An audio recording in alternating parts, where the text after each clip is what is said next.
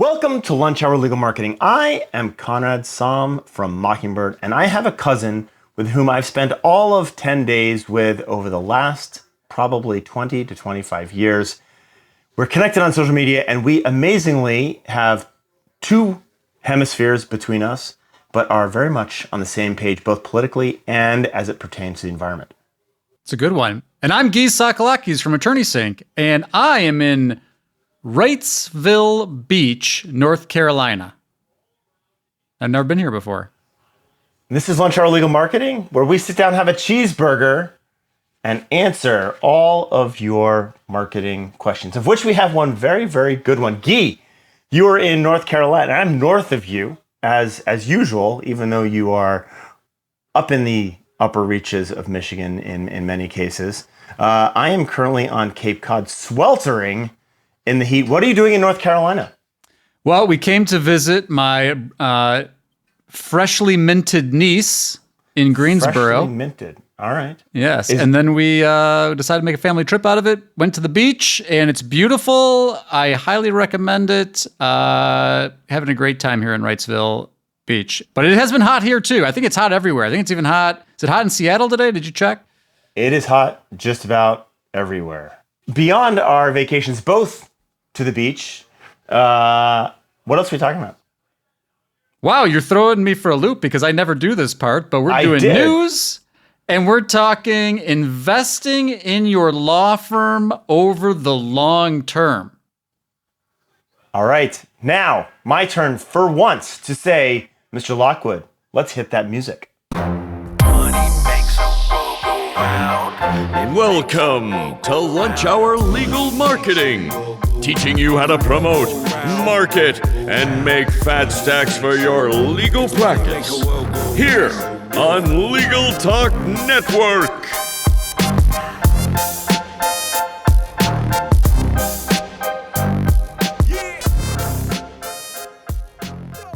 Welcome to Lunch Hour Legal Marketing. Before I go off and turn on another fan and have another swig of Angry Orchard to try and keep the temperature down, let's hit the news. All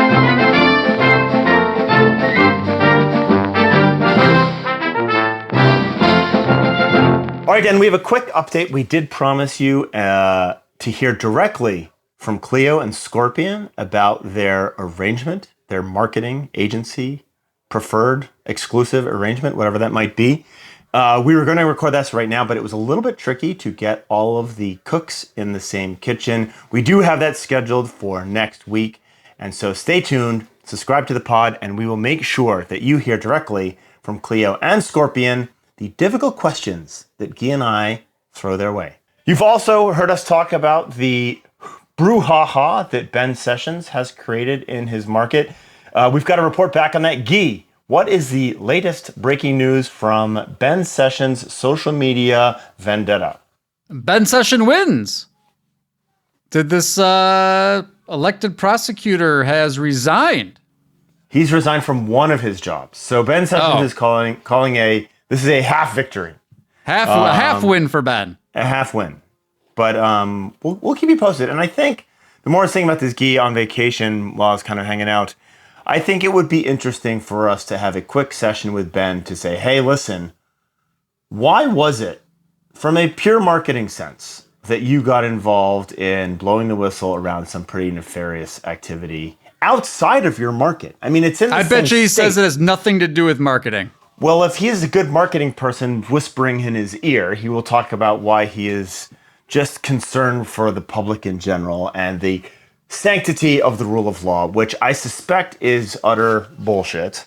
And we should get to the bottom of what the marketing upside was for Mr. A Sessions session. Oh, a session.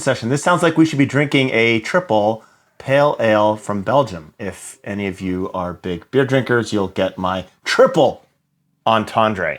Okay. I also got a note from Google that they've updated their local ranking documentation. Gyi, interesting or something that we don't give a shit about? Well, you know, it's probably a nothing burger in terms of actual tactical anything, but here's the thing. They haven't updated this in a long time. And I'm particularly interested in the, as we've talked about, you can listen to prior episodes, we've talked about this, relevance, distance, prominence, but prominence in particular, they've reduced it down to two things, essentially. Websites that link to your business and how many reviews you have. Oh, boy. And they talk about positive reviews, I guess, if you wanted a nuance there. But I just loved it because this is a new update. Now, again, you can be cynical and skeptical about Google, but they were like, it's reviews and links, folks. And guess what? We've been talking about for a long time, reviews and links. And I mean, the reason we've been talking about, so a couple things out of this. The reason you and I have been talking about reviews and links is because we watch how these things actually perform, and we've seen that reviews and links make the thing dance, right? So that's why we've been talking about it. I mean, I'm not a search engineer. There's also been some pushback about the value of links, right? And we have pushed back on that pushback. And we'll find the episode and link to it right here. So is at the risk of you and me just sounding like, ha, I told you so. The reason you're saying this is a bit of a nothing burger is because this is what you've already been doing from a local ranking perspective, correct? Yeah, I mean, I think if anything, and in fact, Darren Shaw is carrying the torch and bringing the local search ranking factors survey back again for another year. I'm gonna be very curious this year how the local SEO community ranks links in their grand ranking survey. I would say, if anything, like, maybe its reviews are more important now, also from a conversion standpoint and consistency of getting reviews, not just like get a bunch of reviews and then stop. But yeah, it's reviews and links. I mean, I don't know what else to say. And change your name of your business.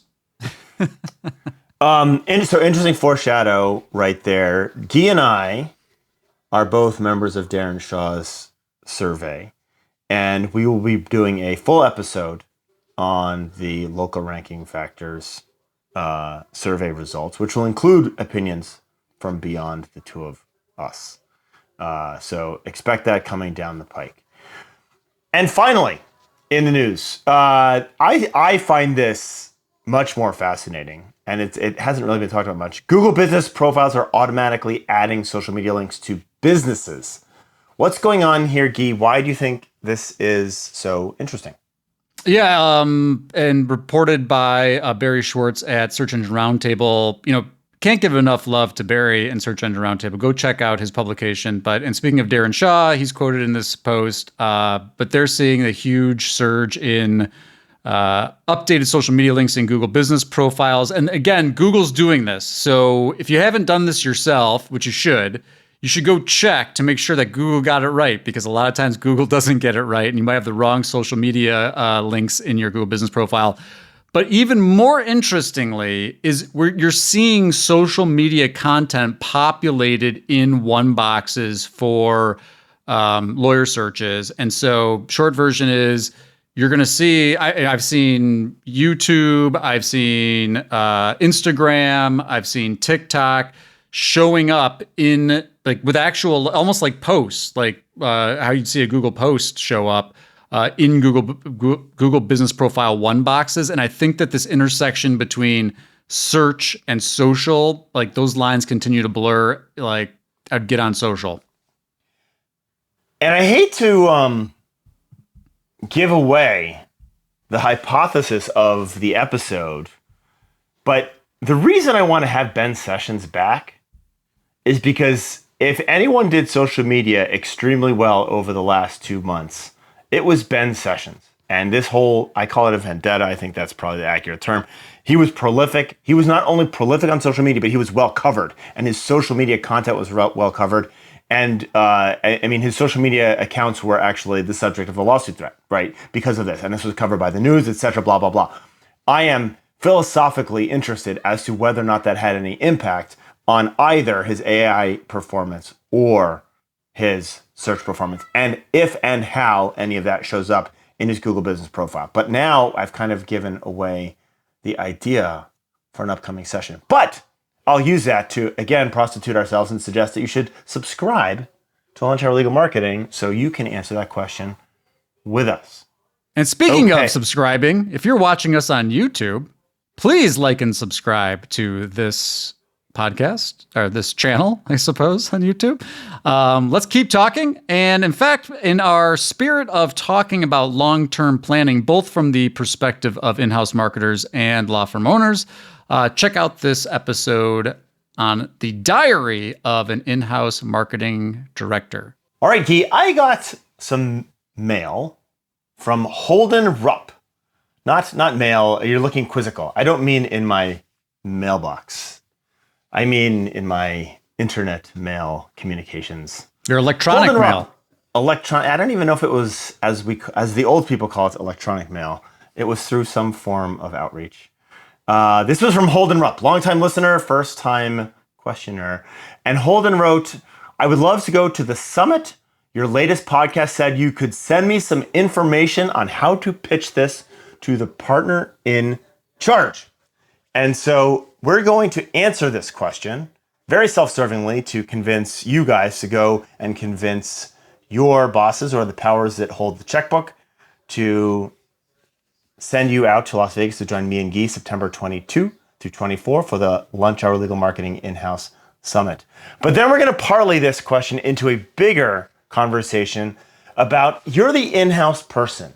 How do you think about and how do you talk about and track those long-term investments that you should be doing? And that can be, in this case, your own skill set, but it's also lots of different things. AI, for example.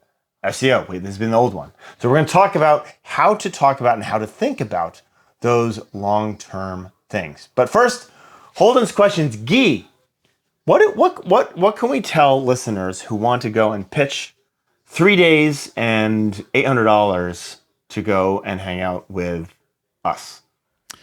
So, and this goes back to kind of the theme of longer term investing because, and we hear this all the time. It's funny when we started framing this idea out for the topic, it made me think of so many conversations with attorneys that we have that call Attorney Sync and are talking about like, I need leads now. I need to change directions now. I need business now. I need now.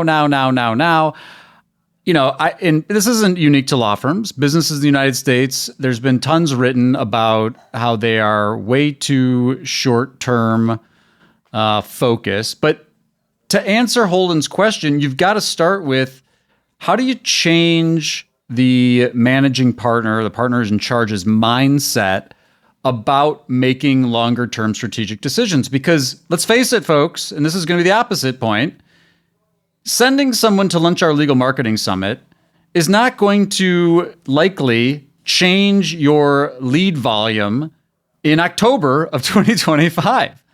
And so if you go in thinking like that, you're never going to send anybody to a summit. You're never going to do training. You're never going to invest in building a team. You're never going to invest in larger technology projects, including data infrastructure or custom chatbots or AIs or anything. And so to me, it starts with having a conversation with the partner in charge about longer term investing, but then to say, look, this is why we do these things. And here's what the longer term payoff is for Lunch Hour Legal Marketing Summit.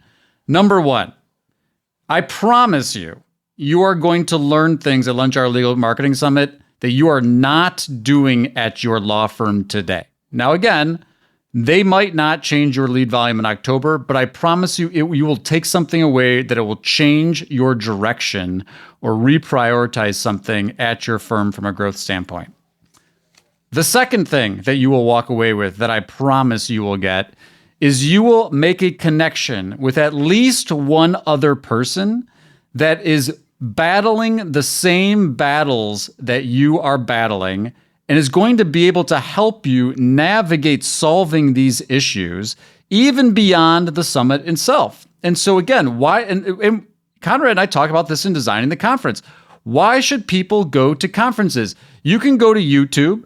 You can go to masterminds on Zoom. You can read blog posts. You can listen to Lunch Hour Legal Marketing.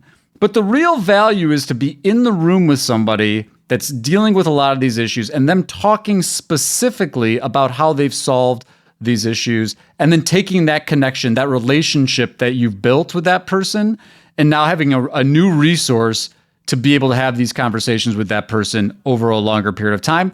And that is an investment in across the board at your firm. Like, again, for me, it's like, you talk about, because you said the ticket's $800. You got to give them a hotel room, so the hotel room has a cost to it, which I don't know off the top of my head, I don't remember. But you're talking about a couple $1,000 investment, and between the learning and between the connections that you'll make, to me, and you take a long-term investment mindset on that, it's a no-brainer that you're going to get a return. So it's a guarantee. So I've got a couple of thoughts. Number one is, if you are in a firm that is focused on keeping the lights on right now, it's probably not the right conference. And it's not the right tactics for you to be undertaking. You need to be worried about today. And there are firms that live in that world. This is not for firms that have a 3 to 6 month window into what they're going to be doing. So I think that's one thing you need to be thinking about. What type of firm are you in? The other thing I should think through, I would want to think through if you want to come to this, is longevity and aggressiveness of your firm. If you are at a firm that is, working to grow maybe 5 to 10%, or you don't really have any growth goals, grow how much, not sure, it's probably not the right place for you. And your in-house people are probably not that interested in investing in their own growth through you. Right? That is it's a path. And that is a kind of harsh thing to say, but that is part of the reality. If you happen to be in a marketing role at a firm that is not interested in growing their business, that's a bigger LinkedIn question for you to kind of think through. But the other thing is, Gyi, you mentioned, I don't know that we're going to have an immediate impact. Sometimes we do. Right? Sometimes there are direct response things, and we're going to have a bunch of direct response content and direct response channels that you could be doing differently, or that you could add. You talked about things that you don't know that people are, that you're doing, that other people are doing. There are some things that you may be able to turn on right away. There may be some ways, like I use a very simplistic example, but let's figure out how to get the phone answered on a regular rate if that's one of your major problems. That can have a very immediate impact if you go back and fix that problem immediately. So there are certainly some things that you should think through. There may be some direct response things. There may be some changes that you can make to the firm that do have a short-term perspective. However, you're talking about getting a business to invest in its growth through an individual. And so I think one of the things you should think through is, and we're planning on ending the session with this. It is a roadmap to be able to go back to your firm and lay out a 3 to 6 month plan of the things that you want to do, as well as the way to measure the effectiveness of the things that you have learned and that you want to do. And ideally, and I've added this to the bosses, the only question that I've told the bosses panel that we're going to ask them, the only one that we've kind of forecast, is how to ask for a raise. So what I mean by this is you need to take a 3 to 6 month view of some tactics that you can come back with, you can implement and show the success of, and then say, hey, maybe this is about the time that we do a raise, right? And I'm using the raise part, I'm throwing that in there because we do really want to make you, the in-house marketer, more successful, but you got to start by making the agency more successful. And you have to tell them what you're going to do, you have to do it, and then it's got to work. And that's kind of the path to change. I think the other thing that I think about, and you alluded to this, but I hadn't said it, and I feel like expanding upon it. And maybe this isn't for Holden to make, or maybe it's not for the in-house market, the argument for the in-house marketer to make. It's more for the partner in charge to hear, maybe from an outside person. But if you're not investing in your people's growth, you're not going to have those people on your team, and and we hear this all the time. I just got a new marketing director. Well, what happened to the old marketing director? Right? And so many times it goes to things like either the law firm owner, the leadership, just didn't have clarity into what's their expectations of an in-house marketer should look like, or they've dumped all this extra work on the in-house marketer is responsible for growing the firm and is also doing intake and is also printing things and is also doing a bunch of other office admin around the firm. And look, I'm a small business owner. I get it. I get people can wear more than one hat. But if they're just, use the E-Myth stuff, like they're just in the business, working in the business, and nobody's actually like stepping back from a growth perspective to work on the business, people are going to leave. And your culture is not going to be great. And, I'm sure there are lawyers that are sitting here while they're eating their lunch, rolling their eyes about culture.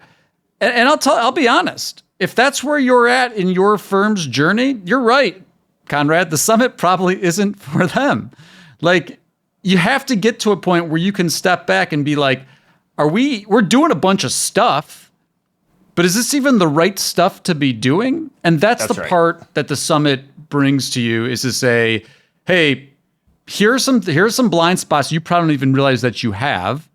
And you won't know. You don't know what your blind spots are until someone unveils them to you. And I think going to the summit is part of that. But I think if you really boil it down, investing in your people's training and to the in-house marketers too, because again, I know there are some in-house marketers, they're going to hear from their boss that's like, hey, I listened to this podcast. These guys are doing this summit. They're going to have a bunch of other in-house marketers going there. You've got to carve out resource budget, being your time. I mean, and the cost of the admission, of course. But to me, I think the inertia is really in the. Now I got to take some time. I got to take some time away from my job, step back and think, go to this conference. And again, for me, it's mindset. Like, you're never going to decide to do something like this unless you're in the mindset of, I'm investing for the longer term, intermediate term. Sure, maybe there's some things you'll take away that will move the dial in the short term, but this is an investment in up leveling the way we think about how we do things at the firm from a growth perspective. And I want to be clear on this. We've been talking about the summit. This does not have to be about the summit. This is really, are you I want to. It's about how you run your business. It's about how you run your business. It's also about the type of people that you hire into these roles and their level of qualification for doing what you want them to do. And I think marketing is one of those pieces of business, especially technical marketing. It's one of those things that does not feel all that difficult. It is often shuttled down to a younger person, right, who has limited to no experience in many cases. And I think you need to think about your staff. Who is sitting in that role? What have they previously accomplished? And I don't even mean this to sound as pejorative as it's coming across right now, but what have they accomplished from a cutting edge technical marketing perspective?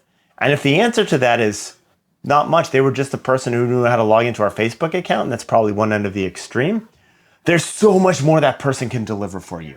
There is so much more, and again, this is not about the conference, but like, there's tons of training. There's stuff that's on YouTube. There's plenty of places for you to go and invest in your people, because I believe this marketing role is often filled by people who are underqualified, right? And what we don't see all that often, Gyi, and I would love to see some examples of this, it's very rare that someone at a law firm is like, we've just hired a marketing person who was running marketing for a firm that was 3 times as big as us. And they are really, really expensive, and they really know their stuff inside and out, and they're gonna take us to the next level. If you're not doing that, it's very difficult, and it's very difficult to expect, Tony to be able to do that, to figure that out on his own for you. I got one more for you. Now we're going to do brass tacks here. So if all of these other things, you can't convince them on mindset, you can't convince them on culture, you can't convince them on long term, open up the P&L and go show them all the places that they're wasting money on that would be a better investment to invest in. And again, it doesn't have to be the conference. We talk about this all the time. We especially talk about it with the offline media buyers. You're buying radio, you're buying TV, and you won't spend a single dollar on digital. You won't invest a single dollar in helping your team learn something about whether it's SEO or digital media management. I promise you that you are wasting, not to mention a lot of the things that law firm owners are packing into their networking budgets that really are them just hanging out with their buddies. Wow. There's waste. There's waste in these P&Ls. You want Holden? You want to go make it easy and because we don't have any money to do this. Go break the P&L open and look for that waste. You think Holden's going to get access to the P&L? No one's gonna. No, this is just me being facetious. But go look at your. it. Hey, you know what? Go look at your software budget. I bet you can find waste in your software budget that you would be. This would be a drop in the bucket compared to what you're paying for unused software at your firm. Well, at the risk of saying the word or acronym ROI, I mean, one of the interesting things to think about is like, how much are you spending? How much is the firm spending on your marketing efforts, right? Across the board. What does that look like? And if you were to drop $2,000 to improve that spend by 5%, would you do it? That's easy math. We want to talk about from the law firm owner's perspective. And so, we've mentioned the summit. This isn't going to be more pitch on the summit, we promise.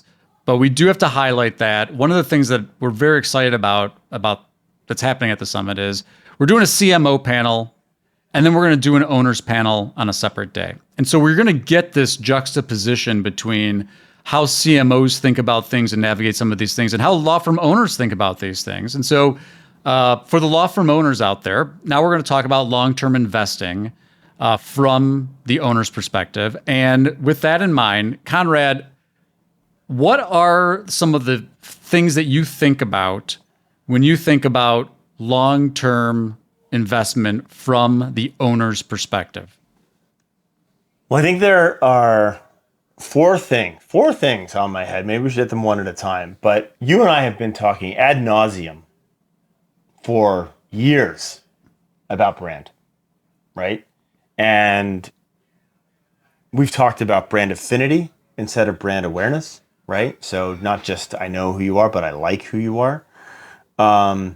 We've talked about how brand awareness increases things like pay-per-click click-through rates, which improves your quality score, which lowers your necessary bid numbers, which can get more clicks out of a given budget. There is so much you can do with your brand that is not going to have that immediate impact. It's also something that you could theoretically, and this is by definition the long-term thing, you could turn that off. If you're really nailing brand, you could turn that off for 6 months and it wouldn't have an impact. But you don't, because you're not doing it for those 6 months. You're doing your brand investment for the next 6 years. And so I think that's one of the things that really, we've seen this over and over again, really has an impact. It is going to continue to have an impact both on the digital and the offline marketing activities. But just those brand elements are just so unbelievably crucial. And it is a persistent, if done correctly, it is a persistent asset that most of the stuff that you and I talk about, Gyi, is a little bit transient, right? Even like SEO prowess, we've seen that come and go, right? So brand is something that I can't emphasize enough the value of moving into that. I want to go a little deeper. I agree. I think brand is probably the thing that if I had to just think of like one thing long-term investing that law firms aren't doing, it's brand. But if I'm sitting there listening and I'd be like, I've heard you guys say this a lot. Two things. One, I would say, what do you mean when you say brand? Like if I'm like, all right, we've been all, let's just say I'm a small firm. We've been doing all direct response. We agree with you. The cost per client, the cost per qualified lead, things are going up. We see what you're talking about. We understand what you mean. but what would I do to start investing in brand? Like, what does it mean? And then the second thing, and this is the one that I'd be really curious of your thoughts. When you say it's long-term, what do you mean by long-term? How long is long-term? Okay, let me hit these sequentially. Make sure you come back to the how long is long-term, because I think that's a really key point, key component of this.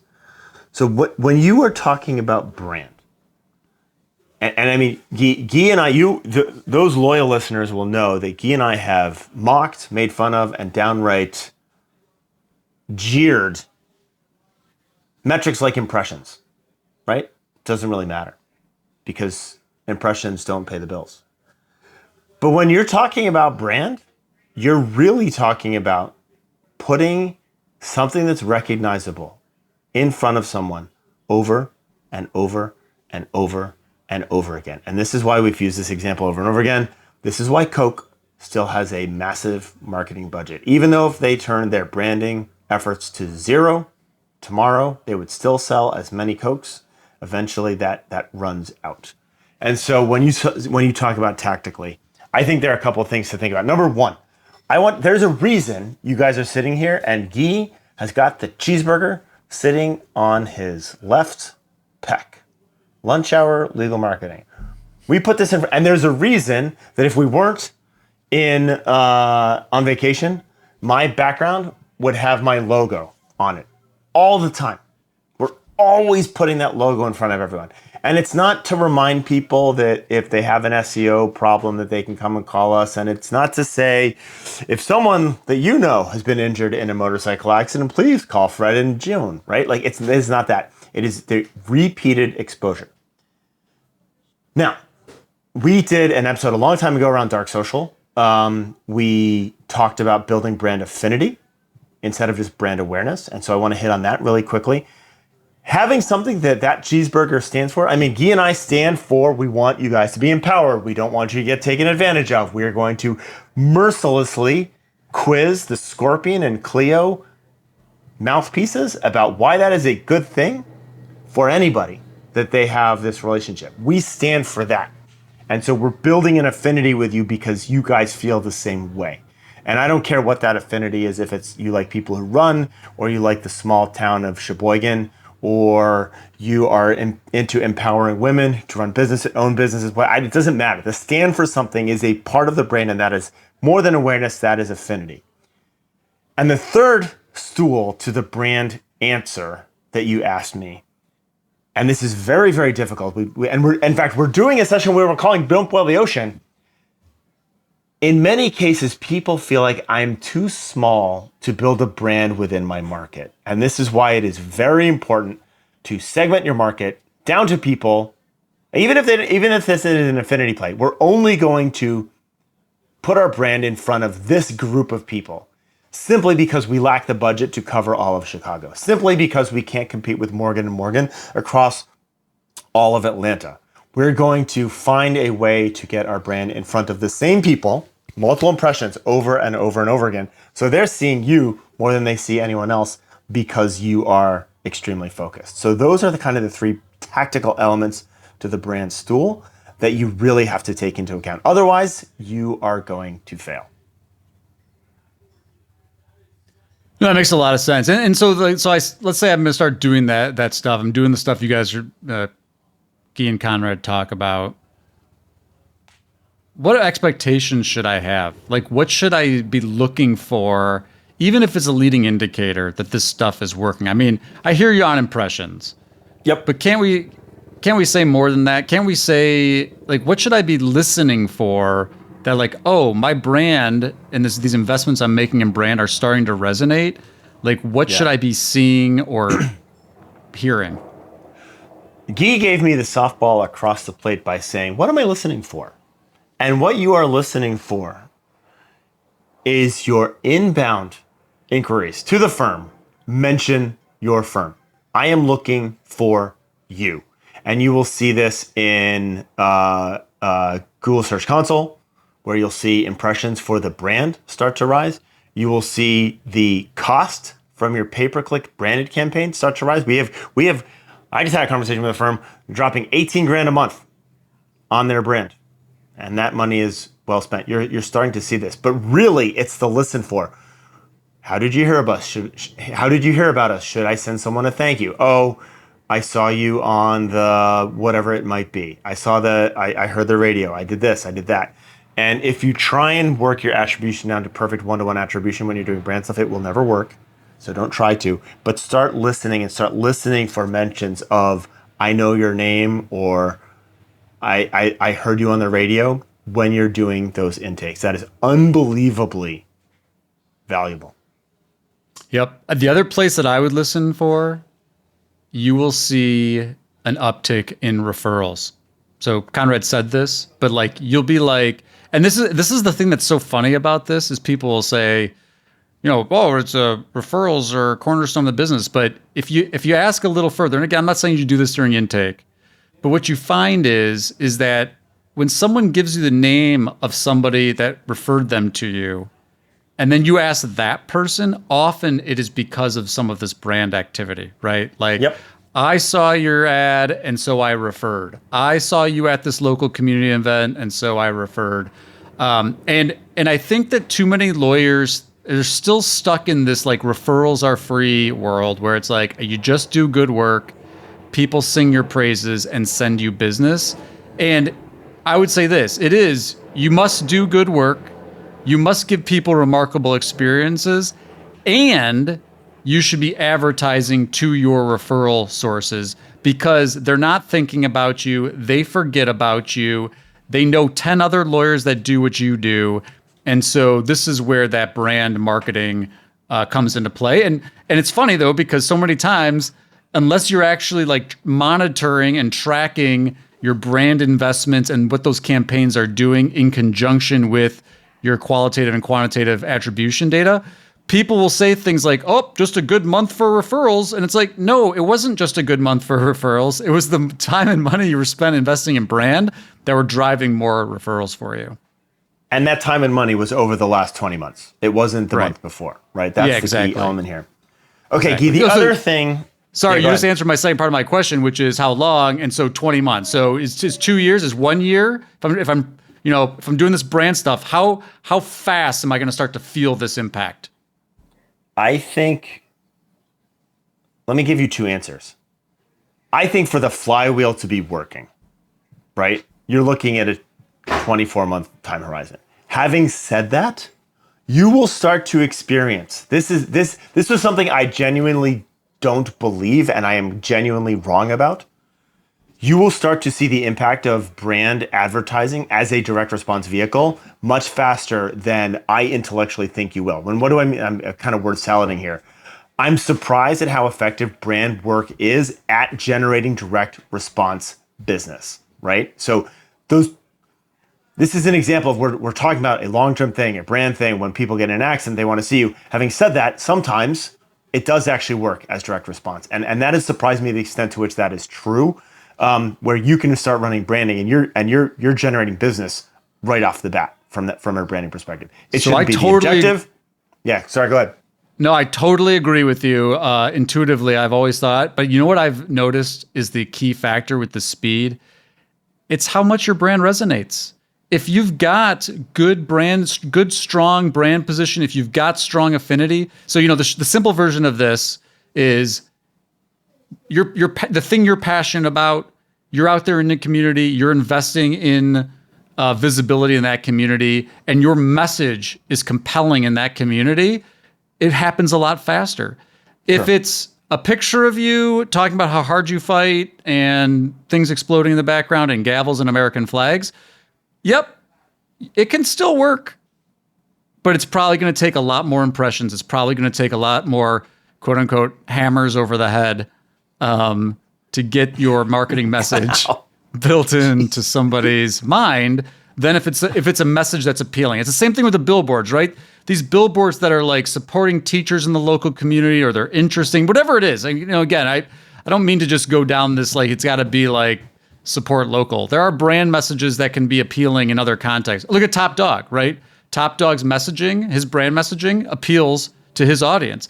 It works faster when the brand resonates. And that's kind of stating the obvious, but I've had the same kind of thing as you, where I'm like, these brand campaigns, they take a long time. Well, that's because it's just, I fight hard, I work hard, we win. It takes a lot longer to have that message than if you have something that actually resonates. Okay, let me switch gears to the next thing that I think you should be thinking about from a long-term perspective. And this presupposes that you have a long-term vision of your business. Yesterday was the day to start taking tactical execution on AI.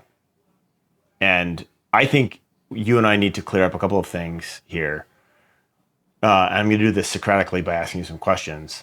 But if you have a long-term perspective on your business, you need to be thinking about AI. Now, what I specifically mean by that when I say it that way is AI is not going to take over everything. There are going to be a lot of channels that will continue to be very effective. There will be a lot of direct response channels. There will be a lot of branding channels. There are a lot of things that you can do that does not impact AI. Having said that, now is the time to be making those changes, right? So, Gyi, let me ask you this. What is the widely accepted, universal truth about how to be successful in AI? I have no idea what the universal truth is to be successful in AI is. That's the right answer. No one freaking knows. So don't listen to people who are certain about what is going to make this game work. I think we need to start off from an understanding that when we're making this investment, we are doing this from a position of I think, I believe, and I'm experimenting, right? And Gyi, one of the things with AI that's difficult is what AI are we optimizing for? What should we be working to, right? What is it? What should we be working to? Yeah, and if you're talking about in the context of generative engine optimization, like consumers going to engines to look for, to have conversations about their legal issues, to be ultimately directed to a lawyer. You know, again, I'm gonna say this, and this is like anti a lot of the hype out there. I'd still be focused on Google, and here's why. One, Google still has the volume. Like, again, I see all, and we hear it from our clients as well. Hey, we're starting to see people show up in the CRM. They found us in ChatGPT. They found us in Perplexity. Attorney Sync has the same thing happening. But if you look at the overall numbers, search is still primarily on Google.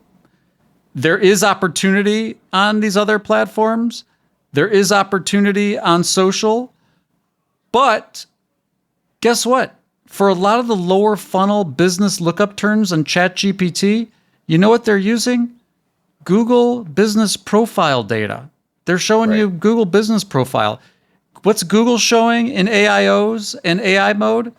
Google business profile. And so, and again, this is just one context of AI, because when you said AI, the first thing that I started thinking about was deploying AI against your firm's data.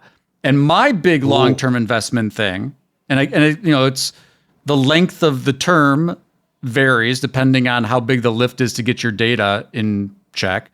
But I'd be investing in data infrastructure. It is firms that call us and they're like, and our messaging is, we want to use your firm's data to make decisions about marketing resource deployment, where we should be spending our time and money based on what's going on with your firm's actual data, if you have it. Now, a lot of firms will say we don't have the data, right? And so step one, you got to start collecting the data.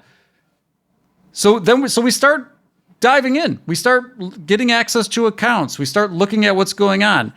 And you know what the story is over and over again? You have a huge data infrastructure problem. Your data is not reliable. It is not telling you what you think it's telling you. You think you're making these data-informed decisions, but it is garbage in, garbage out. It's bad data. You've got cross platforms aren't talking to each other.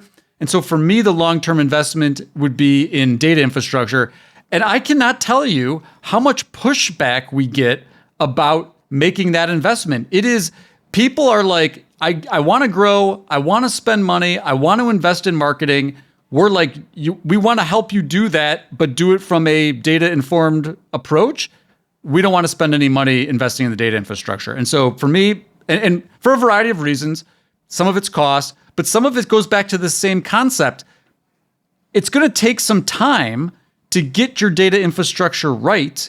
And then it's going to take some time to start collecting the data that's for your firm. And again, we talk about this in the broader context of agencies and other vendors that have access to lots of data, and I think it's valuable. But the most valuable data is not the firms down the street. It's not your agencies. It's not industry reports. It's your firm's data. Invest in the infrastructure so that down the road, 1 year, 3 years, 5 years, you've got a very reliable data infrastructure that's telling you exactly what's going on at your firm. Let me ask you a question. I love this. So I'm going to just recap, and then I want to push a little bit further on this data thing. We talked about long-term investments. You said brand. I said AI. And then we moved over to this data infrastructure and accuracy. And I'm going back to the original question, how do I convince someone to send me to the conference? What is the right, if you were to invest money in better data, Gyi, for a law firm, is the right answer to that question, I'm going to get an advanced CRM. I'm going to get a Lawmatics. I'm going to get a HubSpot, like something like that ties into matter management system. Or is it a person? Is it a data analyst? Is it a data systems person who can put all this stuff together? Is it an experienced COO? Where would you think about, or is it a lot of those answers, right? Where would you think about throwing that money? And I'll say this because I want you to address this. Most of the salespeople at SaaS companies that focus on the legal industry are convinced that their solution is the answer to what you just described. And I suspect you don't believe that to be the case. Well, I think they're the ones who have created this problem that I'm describing, where it's like you've got all these disparate systems that don't talk to each other, and the data actually isn't doing what anyway. So my answer to you, and this is the annoying thing about all this stuff, is my answer is depends. It depends on kind of where you are on your growth journey. If you're a startup, I don't think that dropping the money for HubSpot is your first foray into data infrastructure. But let me describe some of the elements of good data infrastructure. Intake is the starting point. We talk about this all the time, but you can, if you're able to say, you're asking people how they found you, and that's being tracked, and that's being connected to quantitative attribution data. So you know that their last touch was, whether it's an ad, and some of this stuff too is like out of the box, like you can get quantitative and qualitative pretty tight just by, like, think about CallRail. Like CallRail will pull quantitative into your phone calls, and then you can add qualitative right in the CallRail system. And so, like, if you're a startup, you're early stage, and you're not really sophisticated, but you want basic data infrastructure, I would CallRail, maybe with a couple other things, might be enough.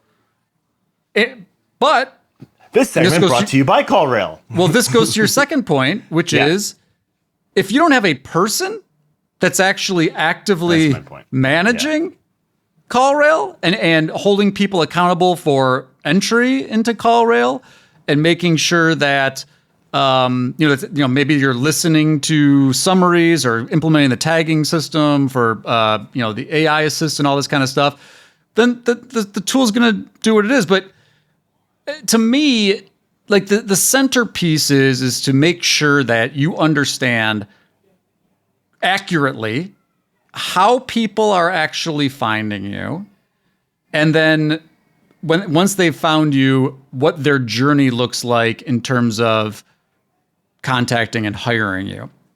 And that can be done in a lot of different ways. In theory, if you're a lawyer and you're managing this stuff by yourself, your startup mode, it's going to be you, maybe with a CallRail, maybe also with a CRM or something. So if you're talking about data, it depends on where you are in your journey. I think it's a mixture of the right hires, the right roles, the right technology. But there is no one-size-fits-all answer to this. But again, for me, lawyers are so ready to invest money in growth.